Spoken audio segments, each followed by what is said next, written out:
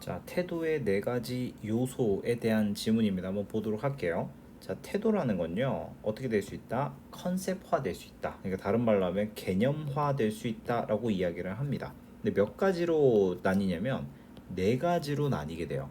자, 첫 번째는 감정적인 요소.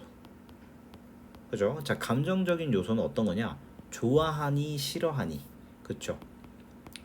좋냐 싫냐. 요게 바로 감정적인 요소예요. 자, 두 번째는 cognitive. 인지적인 요소예요. 그러니까 뭐 예를 들면 신념이라든지 내가 어떻다 또는 평가 이건 나쁘다 뭐 이런 식으로 평가를 하는 걸 인지적인 요소라고 이야기를 합니다. 자, 그럼 세 번째는요, behavioral intention입니다. 행동적 의도라고 이야기를 해요.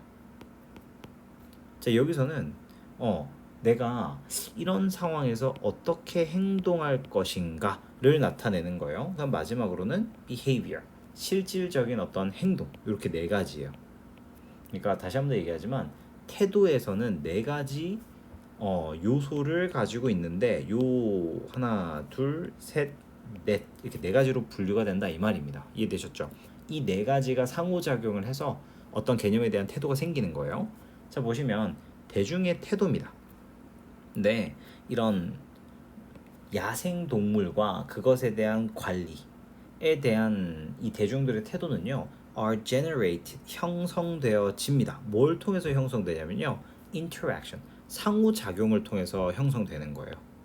그렇죠? 근데 어떤 상호작용이냐? 이 네 가지 요소들에 따라서 형성이 되는 거예요.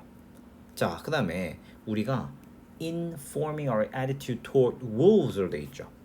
우리가 만약에 늑대에 대한 태도를 형성한다라고 하면 사람들은요, strive to keep 이라고 합니다. 유지하려고 노력한다라고 얘기하죠. 그들의 affective components, 감정적인 요소를 유지하고 싶은데 어떻게? consistent, 일치되게 유지하려고 노력하는 거예요. 무엇과?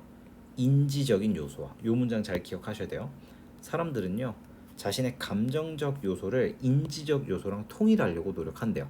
근데 여기서 이제 어법적인 거 하나만 얘기를 하면 keep이라는 동사가 오형식이에요. 그렇죠? 그러니까 목적어 자리고 consistent가 목적격 보어 형용사입니다.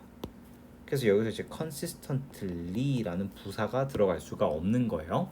자, 이제 다시 내용으로 돌아가서 for example, 자, 이제 예를 들어주겠다 이겁니다. 자, 나는요, 늑대를 싫어할 수 있어요. 내가 늑대를 싫어하는 거예요. 그렇죠? 자, 여기서 보시면 알겠지만 내가 싫다 좋다라고 이야기하는 건 위에 있었던 뭡니까? affective죠. 그러니까 이 질문이 좀 어렵습니다. 내가 늑대를 싫어한다라는 개념은 감정적인 요소인 거죠. 태도가. 자, 그 다음에 두 번째로 볼게요. 자, I believe, 나는 믿어요. 뭐라고 생각하냐면, 야, 이 늑대들이 사람을 죽였다 라고 믿는데요. 자, 그럼 이제 여기서 내가 생각하는 거잖아요. 내가 신념을 가지고 있는 거잖아요. 그렇죠? 늑대가 사람을 죽인다는 신념이죠. 그러면 이제 이거는 뭐다? 인지적인 요소가 개입이 된 거예요. 요 두 번째 있는 요 내용인 거죠. 이해가시죠?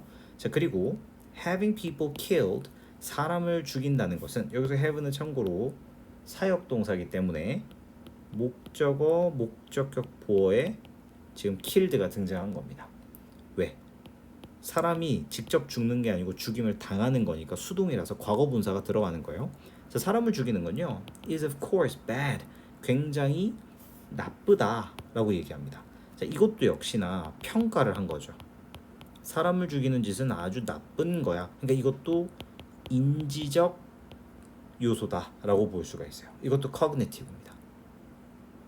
요게 이해가 안 가시는 분들은 이 위에 있는 요 evaluation이라는 단어를 보셔야 돼요.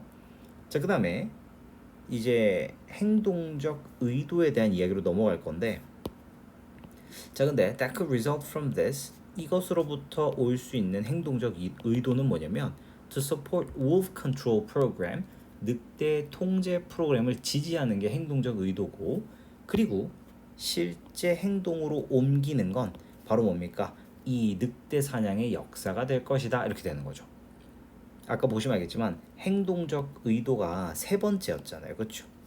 그러니까 이거는 이제 프로그램, 개체수 통제 프로그램을 지지하는 거고 실제로 늑대를 잡아 죽이는 게 네 번째 행동적 요소가 되는 거죠.